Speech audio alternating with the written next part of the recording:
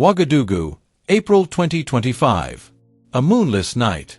An alert is triggered, a military plot, ready to strike at the heart of power. Familiar names emerge. Trusted faces turn suspect.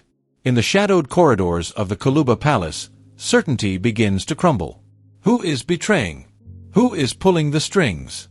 And above all, how far will Ibrahim Traoré go to protect what still can be saved? Sometimes, truth is more dangerous than the lie it replaces. Disclaimer. This story is a work of fiction. All events, dialogues, and characters depicted are entirely imagined for entertainment purposes only. It does not reflect real facts, political intentions, or defamatory content. Any resemblance to real persons or events is purely coincidental.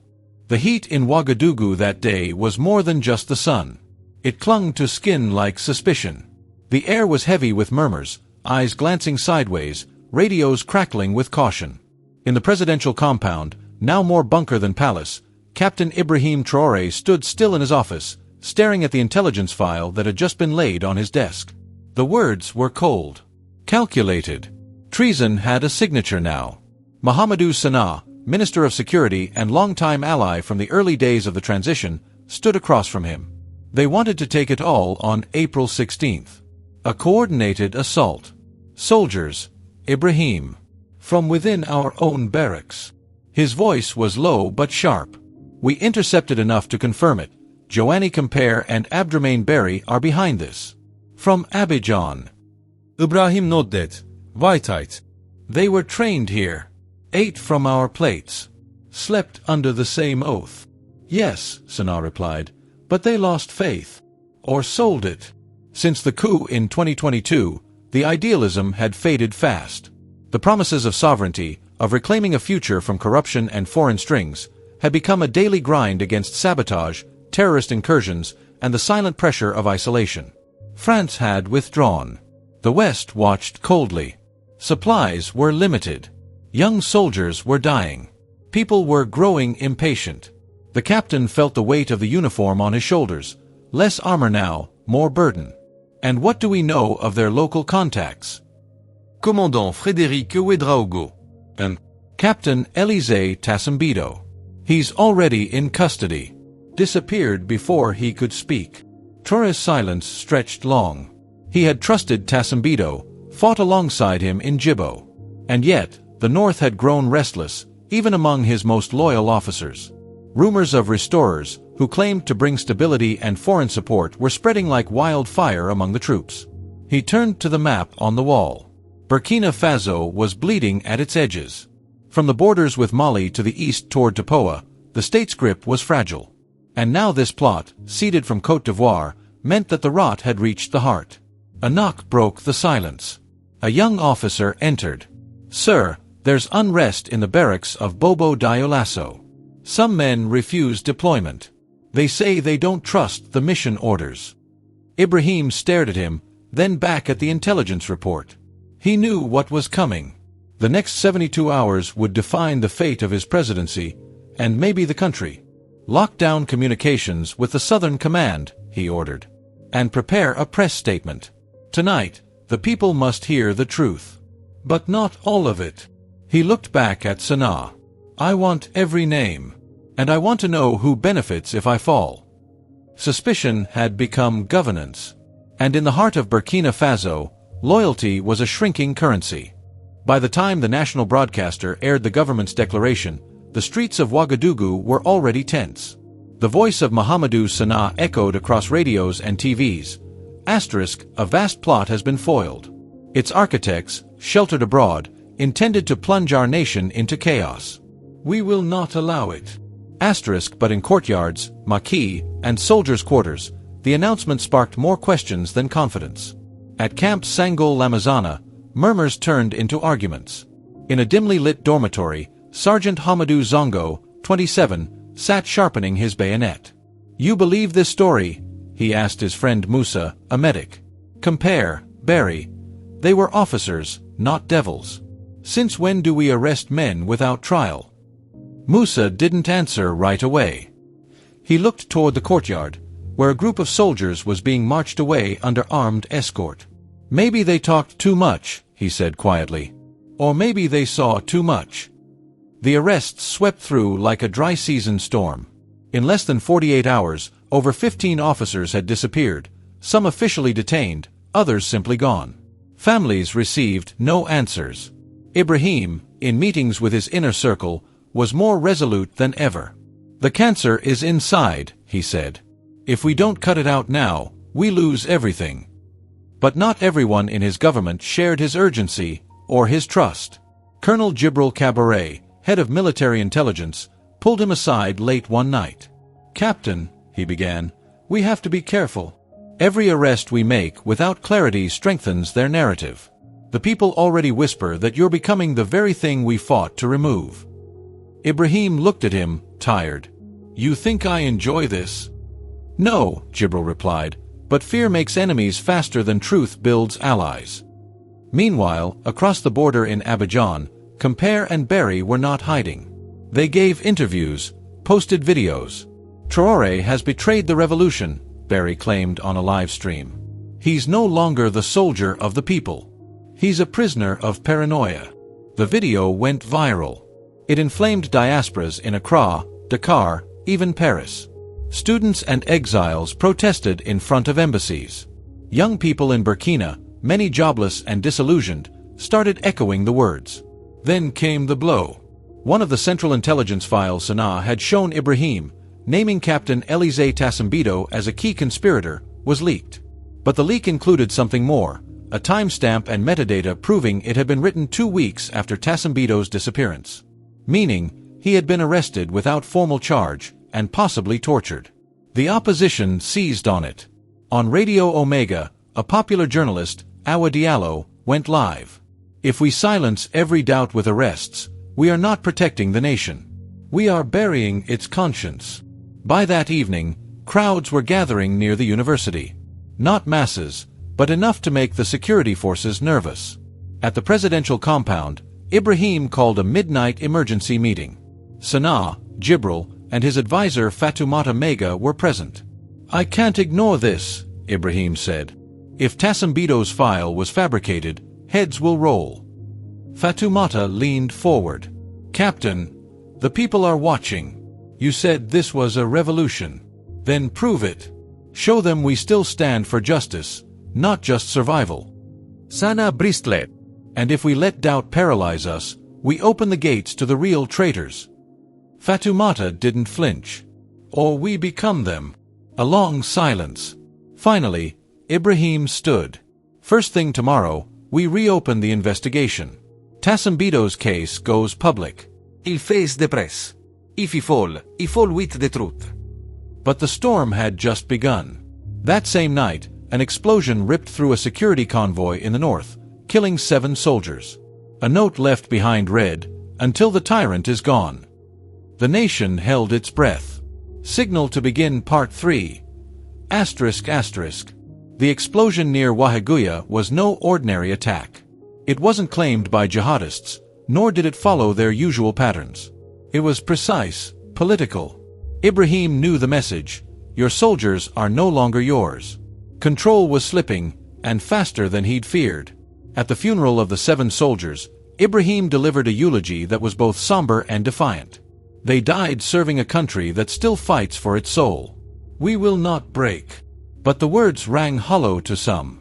Among the grieving families, whispers had begun. Who sent those young men out there? Why had they been moved without armored support? Back in Ouagadougou, the military's unity cracked like dry wood. In a meeting with senior officers, Captain Oumar Savadogo, respected, blunt, and increasingly vocal, raised his voice. "We are arresting our own with no evidence," he said. "You say it's justice, but the men see fear. And fear breeds rebellion." Ibrahim kept his tone measured. "Are you saying you no longer trust command?" "I'm saying the men don't. And I can't force loyalty down a rifle barrel."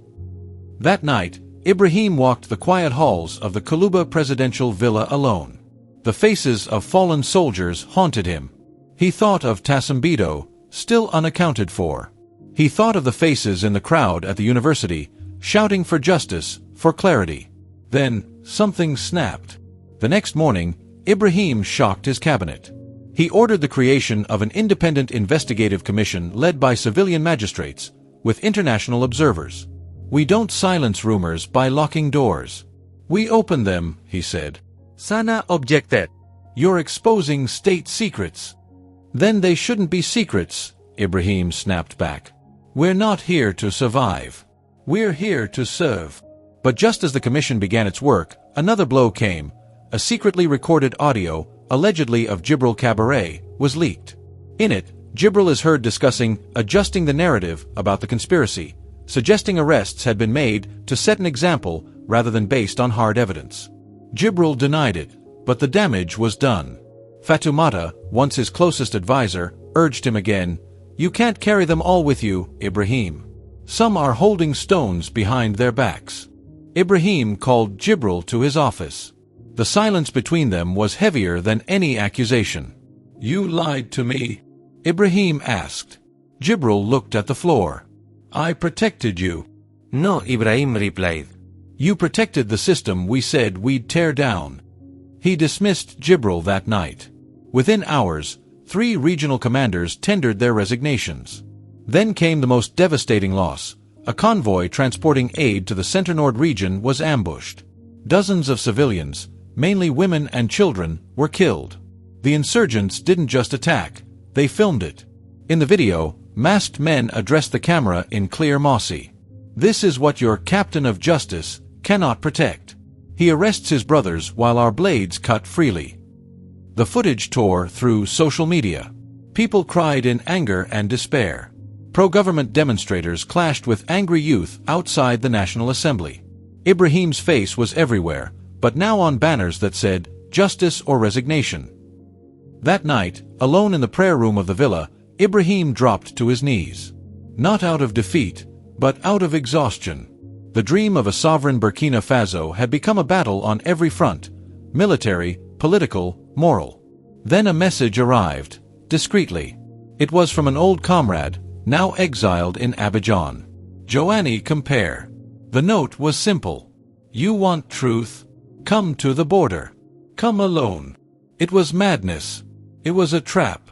But Ibrahim read it twice, then folded it. A decision was coming, one that would cost something no matter the outcome.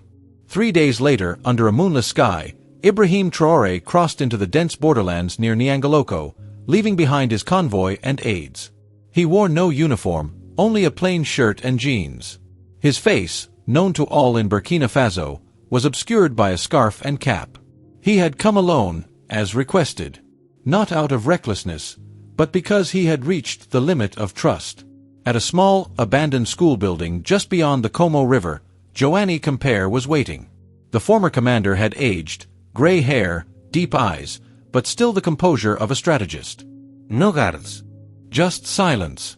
"You came," Joanny said, as if surprised. "I had to," Ibrahim replied. "We're too close to collapse." Joanny gestured for him to sit. "Then let's speak like men who know the cost of power." For 2 hours they talked. Joanny revealed that the plot had indeed been real, but not in the way Ibrahim thought. Elements within the military, frustrated by poor coordination, low morale, and broken promises, had begun to discuss removing both Ibrahim and his corrupt ministers. "It wasn't about restoring the old guard," Joanny said. "It was about finishing what you started, and couldn't." Ibrahim's jaw tightened. "Then why conspire from abroad?" "Because here, we disappear," Joanny answered. "Because Sanaa made arrests without trial. Because you trusted a circle that fears the people more than it serves them." Joanny leaned closer.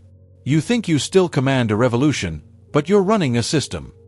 Outside, a storm began to form. Distant thunder, wind pushing through the tall grass. Ibrahim stood.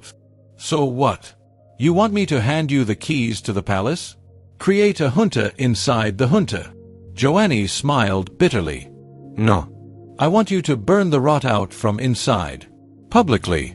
Or the people will do it for you."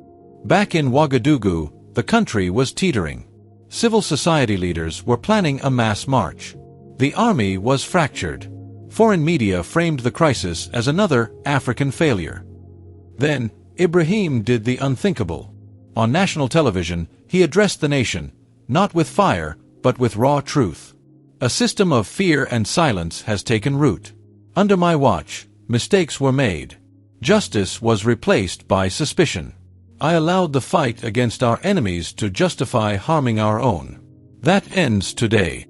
He announced the dissolution of the Inner Security Council, the immediate release of detained officers who lacked formal charges, and the replacement of Mahamadou Sanaa as Minister of Security with a civilian judge, Aissata Kima, a respected anti-corruption advocate. The next day, he summoned the press again and invited independent reporters to audit the files related to the April 16th plot. Burkina Faso erupted, not in revolt, but in confusion, hope, and outrage all at once. Some saw it as weakness.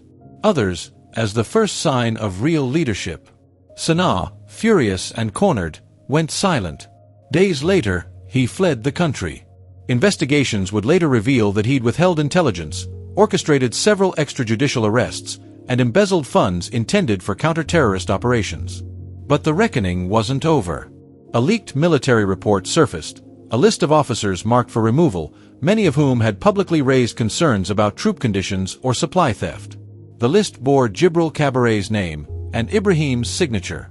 Except, Ibrahim had never signed it. Forgery. A coordinated effort to eliminate dissent, framed as presidential directive. Fatoumata returned to advise him. "You know what this means, Ibrahim?" He nodded. "We don't just have enemies outside. We've been feeding them inside." And so he acted again. He launched Operation Maiarwar, a total internal audit of the presidency, military contracts, and justice system, staffed not by generals, but by civilians, magistrates, journalists, and respected traditional leaders from the regions. There were resignations, protests, even an attempted mutiny in Kaya, quickly defused when Ibrahim traveled there personally, without guards, and faced the men. "You want better leadership," he told them. "Then hold me accountable. Not with bullets, but with truth." Weeks passed. The death threats never stopped. The insurgent attacks continued. But something changed. Civilian leaders who had once called for his resignation now demanded transparency, not a coup. In radio shows and mosque sermons, people debated his actions, not with apathy, but with investment. He had torn open the wound, yes, but also let it breathe. At the year's end, a commission report concluded that nearly a third of the original arrests made in the April 16th conspiracy had been politically motivated or unsupported by evidence. Reparations were ordered. Public apologies made. And when asked in a televised interview if he feared losing power, Ibrahim responded simply, "Power isn't mine to lose. It belongs to the people. I'm just trying to deserve it." But behind those words was a cost. He had lost friends, trust, soldiers, his sleep, and perhaps, irreversibly, part of himself. 1 year after the so-called April 16th conspiracy, Captain Ibrahim Traoré stood before a crowd in Bobo Dioulasso, not on a parade platform, but in the open yard of a public school recently rebuilt after years of abandonment. Around him, no military fanfare. Only teachers, students, market women, imams, and dozos. He took a breath and spoke plainly. "I once thought patriotism meant holding power firmly. But I've learned that leadership in Africa today must begin with letting go of fear, of ego, and sometimes of loyalty." The crowd was silent, but listening. We've been lied to for generations. By outsiders. By those who wore our skin but served other interests. And yes, sometimes by ourselves. We have blamed colonizers, yes. But we must also now look in the mirror. He paused, then said what few had dared. Our greatest enemies are not only in the forests with guns. They are in contracts signed without reading. In lies whispered between ministries. In silence when young men disappear in the night. There were no cheers. Just a stillness that meant people were hearing, not hoping. He stepped down and walked through the crowd. An old woman reached out, touched his arm. "You are not like the others," she whispered. "No," he said softly, "but I've made some of the same mistakes." He had weathered a storm that would have broken many. But he had done so not by clinging to the throne, but by shaking it until the termites fled. The Burkina Faso he now led was still wounded, by poverty, conflict, and mistrust. But it was also awake. No longer asking for saviors. Demanding accountability. That was his legacy, not as a perfect man, nor a military hero, but as a leader who, when pushed to the edge, chose truth over comfort. And that was the lesson. Africa does not need men who grip power like a sword. It needs those who carry it like a burden, and know when to share it.